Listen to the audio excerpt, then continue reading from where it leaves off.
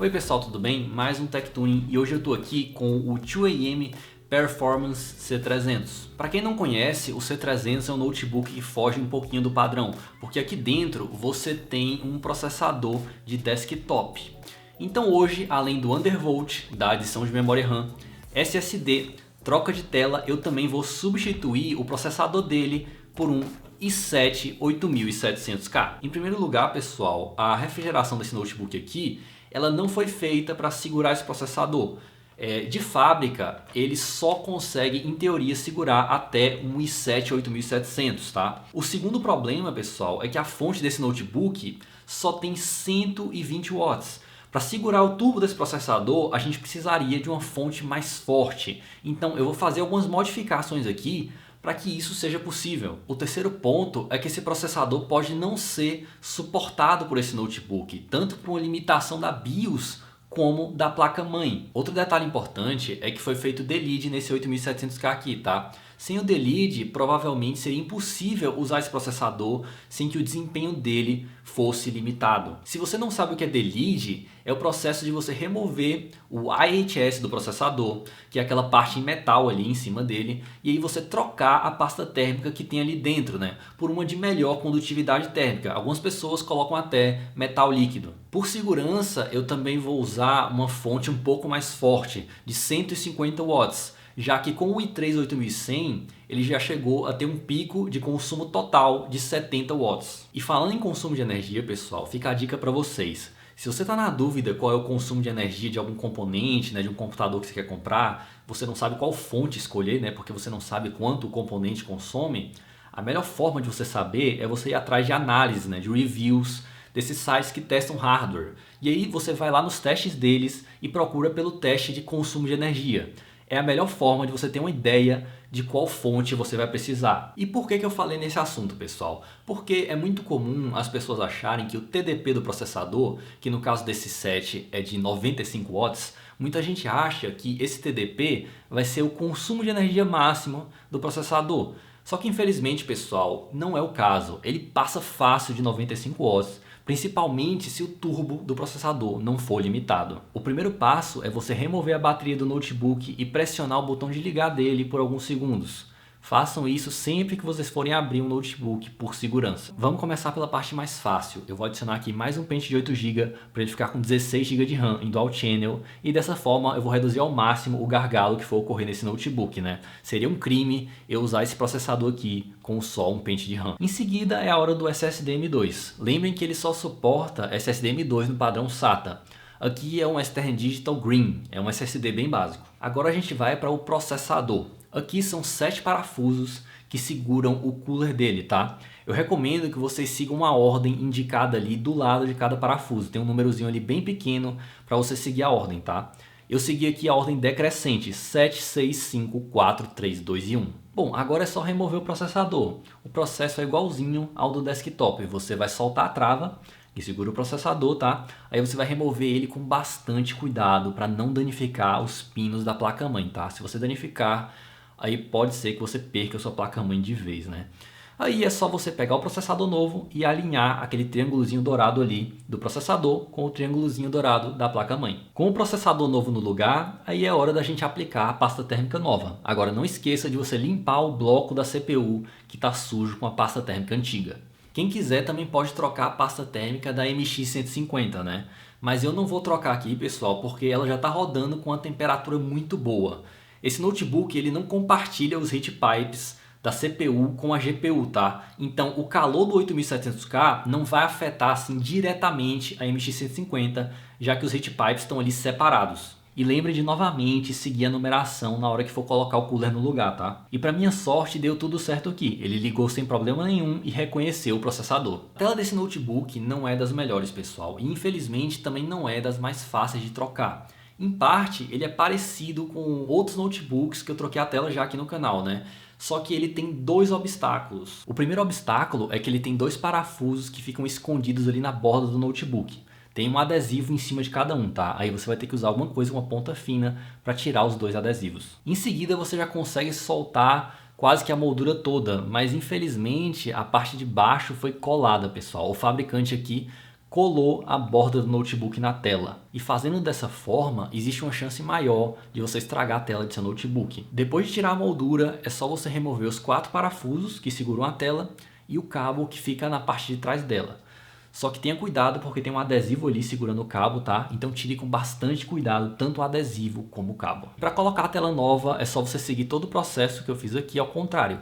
A tela que eu escolhi aqui foi aquele painel de 120 Hz que eu já usei em outros vídeos, né? É um painel bem acima da média. Quem tiver interesse eu vou deixar aí o modelo dele na descrição do vídeo. Lembrem que esse painel não dá para controlar o brilho. Bora agora mexer no Windows e no Throttle Stop. Para quem não conhece o Throttle Stop, é um programa que deixa você mexer em várias configurações do processador. Os dois principais problemas que esse processador pode causar nesse notebook é uma temperatura e um consumo de energia altos. Então, a melhor forma da gente combater esses dois problemas sem perder desempenho é com o undervolt. Antes de começar, eu vou habilitar o Speed Shift e definir ele como 0, tá? O que isso faz? Isso faz com que o processador fique rodando com o clock máximo dentro do possível. Esse passo é opcional, tá pessoal? Eu vou fazer isso aqui só para visualizar melhor o comportamento do processador, tá? E lembre que para fazer isso você tem que habilitar na BIOS o Speed Shift e também tem que baixar um driver referente a ele no site da 2AM. Em seguida eu já vou para o undervolt. Aqui ele ficou estável com menos 125 de tensão, tá? A MX150 desse notebook dá para fazer um undervolt legal, pessoal. Mas hoje eu vou fazer um overclock, tá? Porque a tensão dela é bem alta comparada a outras MX150 que eu testei, então dá para fazer um overclock legal aqui. Aqui ficou estável subindo o core clock de 1700 para 2000 e o clock da memória eu aumentei em 415. Por fim, eu vou mexer no power do processador. Para isso a gente vai lá em TPL. Por padrão, ele estava com o turbo limitado em 65 watts, né? O turbo de longa duração. Como eu quero usar o máximo de desempenho possível desse 8700K, mas também não quero que ele superaqueça, eu vou limitar o turbo de curta e longa duração dele em 95 watts. O primeiro teste foi o Blender. Esse é um programa que puxa muito o processador, tá? O 8700K aqui atingiu o maior consumo de energia e a maior temperatura. Nesse teste, a temperatura passou de 90 graus, o consumo chegou em 120 watts e o clock ficou ali na casa dos 4 GHz, tá? Mas fiquem tranquilos, galera, fique tranquilo que esse era o esperado mesmo.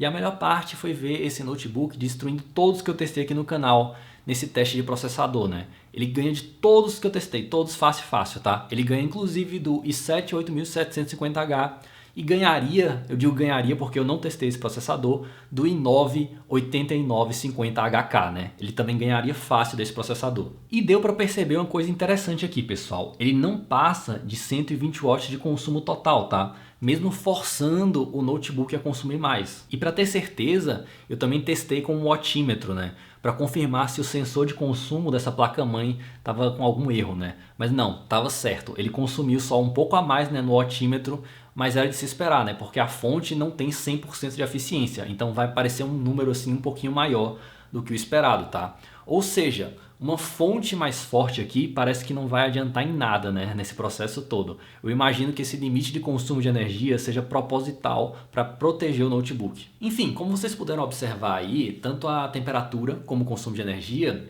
atingiram uns números não muito confortáveis para a gente usar no dia a dia, né? Então, o recomendado é você voltar lá no Throttle Stop, naquela parte que eu mexi no Power, e ajustar para um número que você se sinta mais confortável, né? Isso também daria para fazer no Intel XTU. Aí vai da consciência de cada um, né? Qual número colocar. Mas o interessante mesmo é você testar com o programa o jogo mais pesado que você usa, né? O Blender eu usei aqui como se fosse um teste extremo. No meu caso seria o meu editor de vídeo, o DaVinci Resolve.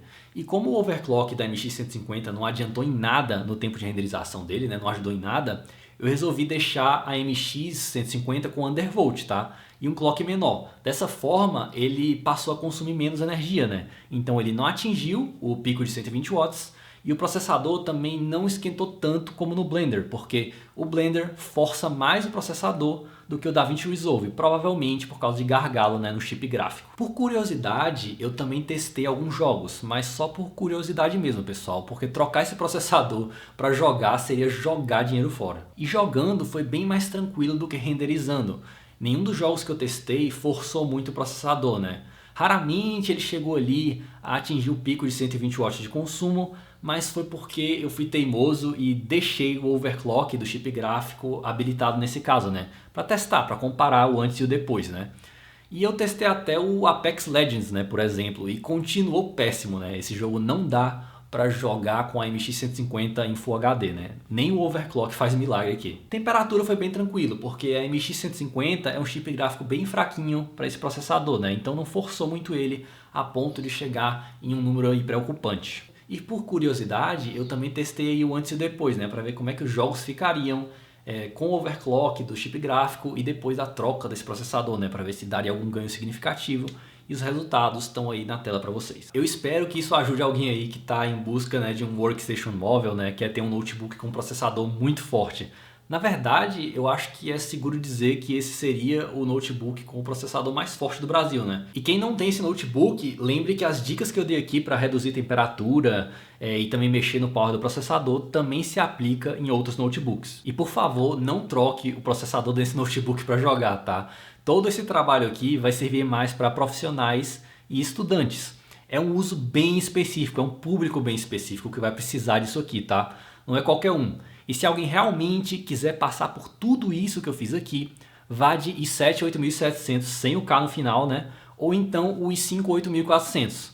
O i7 8700K aqui é muito overkill, né? Por motivos óbvios que eu mostrei durante esse vídeo, né? E por esse vídeo é isso, pessoal. Um abraço.